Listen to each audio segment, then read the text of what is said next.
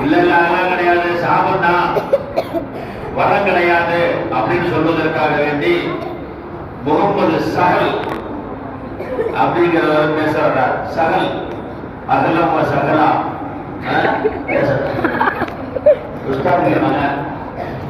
எப்படி பேசுறாரு, உன்னை வச்சுதான் தீர்ப்பு சொல்ல போறாங்க.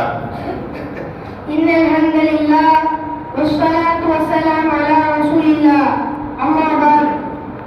கண்ணியத்திற்குரிய நண்பர்களே, எனக்கு முன்னால் பேச நண்பர் சொன்னாரு யூடியூப் பார்த்து உடனடியா சமைச்சு தாராங்கன்னு. அதே மாதிரி சொன்னாரு தாத்தாக்கள் எல்லாம் வாழைப்பழம் இந்த காலத்துல பிறகுலன்னு. அப்படி எந்த தாத்தா வாழைப்பட மாட்டாங்க. ஏன்னா அந்த தாத்தாக்களுடைய மனைவியும் தாயாரும் வைக்கிற நாட்டுப்பள்ளிகள் இருமாவுக்கு இந்த உலகத்திலேயே விந்தவும் வீடாகாது. அன்னைய அரைச்சி பக்குவமா சமைச்சு பாசத்தோட நேசத்தோட தன் கணவனுக்கு தன்னுடைய பிள்ளைகளுக்கு அந்த காலத்து தாய்மார்கள் உணவு பரிமாறுவாங்க. அவங்க சமைக்கும் போது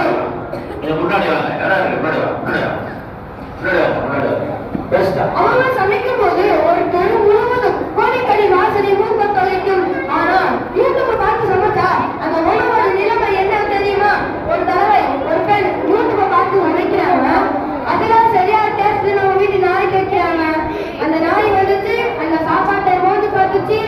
சரி இது நம்ம பார்த்த சாப்பாடு இல்ல, எலிய சாவடிக்காக வச்சிருக்காங்க போலன்னு சாப்பிடாமலே போயிடுச்சு. யூடியூப் பார்த்து சமைச்சா பாருங்க இது கூட சாப்பிட மாட்டீங்கன்னு சமைச்ச அந்த அம்மாவே ஒரு நிகழ்ச்சியில வெளிப்படையாக சொல்லுது. இன்னொரு அம்மா யூடியூப்பை பார்த்து கேசரி செஞ்சிச்சு. கடைசியில் ஆரம்பிக்கிறேன்னு சொல்லி கரண்டி அந்த கேசரி வச்சுட்டு போயிடுச்சு. சரி இப்ப கொஞ்சம் மாச்சு ஆறிட்டுமே அதை எடுக்கலாம்னு சொல்லி வருது. கரண்டியை தூக்குனா கரண்டியோட சட்டும் சேர்ந்து மேல வருது. அதுக்கப்புறம் என்ன சுத்திலையும் புளியையும் கொண்டு வந்து கேசரி கஷ்டப்பட்டு அந்த கேசரியை உடைச்சு சட்டியும் கரண்டியும் காப்பாத்தியாச்சு. கண்ணியத்திற்குரிய நடுவர்களே, யூடியூப் சமையல் ஒரு சிலருக்குதான் சாதனை அமையும், பட் எல்லாருக்குமே சோதனையா தான் அமையும். அது போல சொன்னாரு இந்த போன் தொழுகையாளின் நண்பன். உண்மையாலுமே இந்த செல்போன் தொழுகையாளுமே மிகப்பெரிய எதிரி. தொழுகும் பொழுது எல்லாருமே நினைக்கும் பொழுது ரிங்டோன் அடிக்குது. எல்லா தொழுகைகளுடைய தொழுகை கனவை சிதறி போகுது. அதே சில நேரத்துல ரொம்ப மோசம் சினிமா பார்த்து ரிங்டோன் அடிக்குது. அந்த தொழுகையாளுடைய தொழுகை எப்படி இருக்கும்? இந்த செல்போன் எப்படி பயன்படுத்துறாங்க? அதை பார்க்கனால என்னெல்லாம் நடக்குது உங்களுக்கு நான் தெளிவா சொன்னேன்னா செல்போன் எப்பேற்பட்ட சாதம் அப்படிங்கிறது நமக்கு தெளிவாக புரிஞ்சிடும். முதலாவது மேற்கத்திய கலாச்சாரங்களை உயர்ந்த கலாச்சாரம் நம்மளுடைய மக்களுக்கு அது காட்சிப்படுத்தப்பட்டு இதனால இஸ்லாமிய பலர் இஸ்லாமிய கலாச்சாரம் எடுத்துட்டு மேற்கத்திய கலாச்சாரங்களை பின்பற்றும் ஒரு மோசமான ஒரு இழிவான சூழ்நிலை உண்டாகிறது. டவுசர் கலாச்சாரம் இந்த எல்லாம் பெரியவங்க யாரும் டவுசர்லாம் போட மாட்டாங்க. காரணம் இது அசிங்கமா நினைச்சாங்க. ஆனா அந்த போர்ல தொடர்ந்து டவுசர் கலாச்சாரங்கள் பரப்பப்பட்டு இப்ப அது ஒரு அசிங்கமான விஷயமாக யாருக்கும் தெரியவில்லை. இஸ்லாத்துக்கும் முற்றிலும் ஒரு மாற்றமான கலாச்சாரம். மார்க்கம் ஒவ்வொரு ஆணையும் தொப்பிலிருந்து முட்டி கலரும் கண்டிப்பாக வளர்த்தியாக சொல்லுது. மார்க்கம் சொல்லுவை விட்டுட்டு மேற்கத்திய கலாச்சாரங்களை பார்த்து பார்த்து அதே மாதிரி மானத்தை எழுதி தவறப்படுகிற இஸ்லாமியர் உருவாக்கி கொண்டிருக்கிறார்கள். அதுபோல டாட்டு கலாச்சாரம் சொன்னார்கள். டாட்டு குட்டும் பெண்ணையும் டாட்டு குட்டும் ஆணையும் அல்லாஹ் நடிக்கின்றார் என்று அந்த அளவுக்கு ஒரு மோசமான காரியம். ஆனால் அந்த செல்போனில் தொடர்ந்து பரப்பப்பட்டு இப்பது ஒரு அசிங்கமான விஷயமாக யாருக்கும் தெரிவதில்லை. இஸ்லாத்துக்கும் முற்றிலும் ஒரு மாற்றமான கலாச்சாரம். இந்த ரீல்ஸ் அதுபோல இந்த போனோட ரீல்ஸுகள் இந்த சமுதாயத்தின் சாபக்கேடு. ரீல்ஸுகளுக்காக மரியாதை இருந்து மாணவர்கள் இருந்து மார்க்கத்தை இருந்து வெட்கத்தை இருந்து லைக்குக்காக பிரபலத்துக்காக எந்த இலக்கும் போக தயாராக இருக்கிறார்கள். கொஞ்ச நாளைக்கு முன்னாடி திருத்தணிய வரமான சேர்ந்த இளைஞர் ஒருவரை 4 பசங்க சேர்ந்து அதுவரை வெட்டி ரீல்ஸ் போட்டாங்க. ஒரு வரைக்கும் ரீல்ஸ் போடணும் ரீல்ஸ் எந்த அளவு ஆபத்தானது. இந்த ரீல்ஸுக்கு இஸ்லாமிய ஆண்களும் பெண்களும் ஒரு அடிமையாக இருக்கிறார்கள். போன மாசம் நடந்த ஒரு நிகழ்வு. ஒரு பெண் இஸ்லாமின் அடையாளமான புர்காவை போட்டுக்கொண்டு பாட்டு பாடியும் டான்ஸ் ஆடியும் ரீல்ஸ் போட்டு திட்டு இருந்துச்சு. அதை அந்த ஊர் மக்கள் கண்டித்தப்ப அந்த ஊர்ல எல்லா தன்மையும் சொல்லி ஒரு வீடியோ எடுத்து சமூக வலைதளங்களை பரப்பி விட்டு அந்த ஊருக்கு மிகப்பெரிய தலைமை ஏற்படுத்தியிருக்கு. அந்த பெண் தன் தப்பை உணராமல் தப்பை நியாயப்படுத்த ஊரை கேவல்படுத்தியிருக்கு.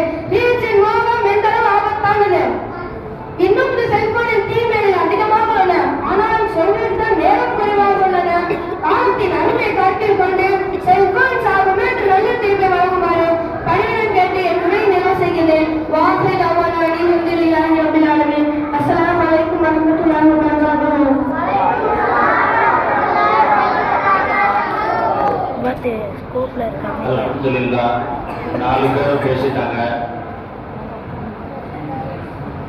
ஆக்கின சாப்பாட்டை நாய் கூட சாப்பிட மாட்டேங்குதுடா அப்படிங்கிற மாதிரி பேசுறாப்புல. அது இல்லாம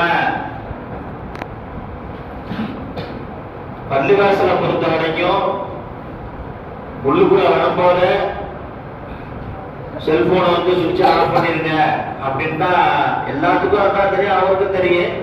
ஆனா அவசரத்துல அவர் உள்ள வந்துட்டாருன்னு வச்சுக்கோங்களேன், செல்போன் ஆஃப் பண்ணாம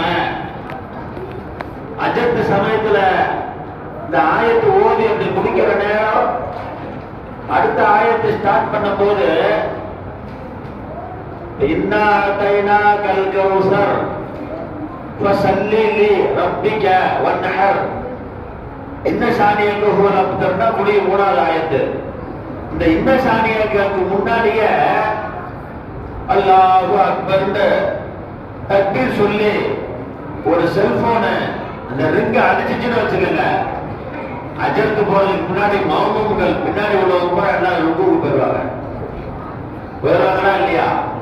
அதனால அந்த வகையில செல்போன் சாபம் தான். பள்ளியாசுக்குள்ளே வரக்கூடாது, பள்ளியாசுக்குள்ள வரவே கூடாது. கொஞ்சம் கொஞ்சமா ஊடுருவிக்கிட்டே வருது. நான் இமாமாக இருக்கும் வரையில், நான் இருந்த ஒரு 2 வருஷத்துக்கு முன்னாடி, ரொம்ப பேருக்கு தெரியும், ரொம்ப பேருக்கு தெரியாது, சில பேருக்கு தெரியாது. அப்ப எப்படின்னு சொன்னா, அல்ஹம்து ஓதி முடிச்ச உடனே கைடில் மகுலூபி அலைஹிம் வலல்லாஹீன் ஓதி முடிச்ச உடனே ஆமீன் சொன்னோமா இல்லையா? அந்த ஆமீன் வந்து சத்தம் போட்டு சொல்ல மாட்டாங்க. நான் இருக்கிற வரைக்கும் அப்படி சத்தம் போட்டு சொன்னாங்க அப்படின்னாங்க, தொழுகை முடிஞ்ச உடனே சொல்லுவேன் ஆமீன் சத்தம் போட்டு ஓதக்கூடாதுங்க. ஆமீன் சத்தம் போட்டு சொல்லக்கூடாது, மனசுல சொல்லணும் அல்லது லேசா ஆமீன் அப்படின்னு தனக்கு கேட்கிற மாதிரி சொல்லணும். இவ்வளவுதான் விஷயம். ஆனா கொஞ்சம் கொஞ்சமா ஊடுருவி வந்துருச்சு. இப்ப நீங்க மகரிபுல பாத்தீங்கல்ல, ஆமீன் சத்தம் வருதா இல்லையா? அதை வந்து நம்ம வந்து கவனிக்கணும். இவ்வளவு பெரிய சத்தம் தேவையில்லை. அடுத்தாப்புல ஓதுற அந்த ஆயத்து இமாம் அவர்களுக்கு மறந்து போயிடும். அதைத்தான் அந்த விஷயத்துக்கு கொண்டுட்டு வரணும். அங்க ஓதுறாங்க, இங்க ஓதுறாங்க, மக்கால ஓதுறாங்க, மதினால ஓதுறாங்க, எல்லாம் சரிதான். அங்கே பழக்கமாகிவிட்டது. மார்க்க எல்லாம் ஒரே மார்க்க தான், பழக்கம் ஆகிருச்சு. ஷாஃபி, ஹம்பலி, மாலிகி, ஹனஃபி அப்படின்ட்டு 4 விதமான மதுஹபுகள் நமக்கு சொல்லப்பட்டிருக்கிறது. இந்த 4 மதுஹபுல ஹம்பலி மதுஹபுல இருக்குது. ஹம்பலி மதுஹபுல வந்து தக்பீர் கட்டிட்டு நம்மளுக்கு எச்சி வாயில இருந்துச்சுன்னா திருப்பி துப்பிக்கலாம். சட்டம் இருக்கு, சட்டம் இருக்குங்க. நம்ம தக்பீர் கட்டிட்டு வாயில எச்சிருக்குன்னு வச்சுருங்க, திருப்பி துப்பலாம். கீழே ஒரு சைட்ல துப்பிக்கலாம், அது சட்டம் இருக்கு. அது மாதிரி சூழ்நிலை செஞ்சிருக்கிறாங்க, ஒரு தடவை 2 தடவை செஞ்சிருப்பாங்க. ஆனா இப்ப மக்காவுல தொழுவ வைக்கிற அந்த மெத்தேடு மாலிக்கு மதுஹபுடைய மெத்தேடு தொழுவ வைக்கிறாங்க. மாலிக் இமாம் அவர்கள் தேர்ந்தெடுத்து அந்த மதுஹபுல தொழுவ வைக்கிறாங்க. நம்ம தொழுவது கூட ஹனஃபி மதுஹபுல தொழுது கொண்டிருக்கோம். அதனால ஆமீன் சொல்றது வந்து கொல்லமாக சொல்லணும், வேகமா சொல்லக்கூடாது. கொஞ்சம் ஊடுருவி வச்சு அது மாதிரி ஊடுருவல்ல கொஞ்சம் கொஞ்சமா செல்போன் வந்து கொஞ்சம் கொஞ்சமா வந்துருச்சு. இப்ப பேசுறதுலயே சாபமே பேசுறாரு அப்துல் சுஹைப். அன்னைக்கு அவர்கிட்ட கேட்டேன், பள்ளியாசலுக்கு வந்திருக்க கேட்டா, உனக்கு செல்போன் இருக்காண்ட, செல்போன் பாப்பியாண்ட. பாப்பேன்டாரு. அப்ப என்ன அர்த்தம்? அவர்கிட்ட இருக்குது, அவர்கிட்ட இருக்கு. அத்தியாவசிய பொருள் தான் இல்லைன்னு சொல்லல.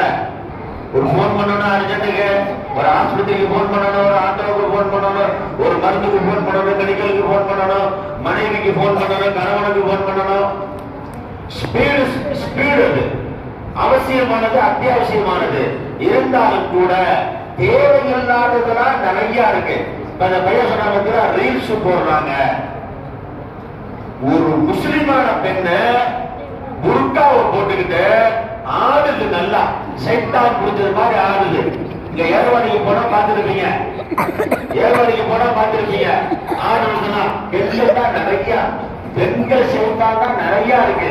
எங்க நம்ம ஊர்ல இல்ல, ஏர்வாடியில. இத பாத்தீங்கன்னா தெரியும். ஆம்பளைங்களுக்கு அவ்வளவா பேர் பிடிக்கிறதே இல்லைங்க. இந்த பொம்பளைங்களுக்கு தான் பேர் கொடுத்து எப்படி பேர் கொடுக்குன்னு தெரியல. போனாலும் அனுப்புறாலும் போக மாட்டேங்குது. அது மாதிரி ரீல்ஸ் நிறைய பெண்கள் போடுறாங்க.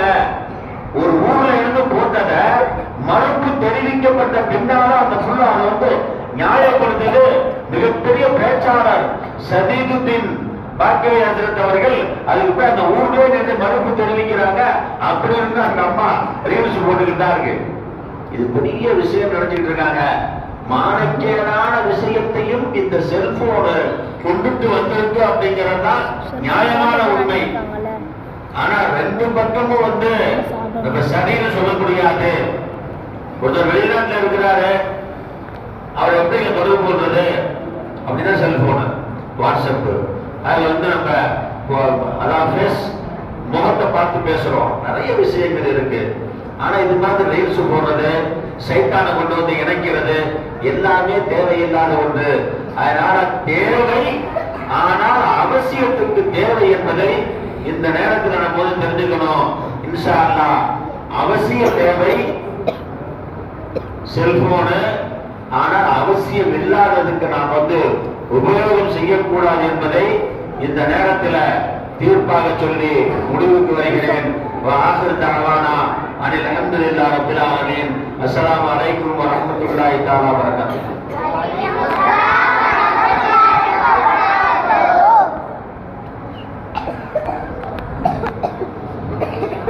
அல்ஹம்துலில்லாஹ் அமத்திருவா.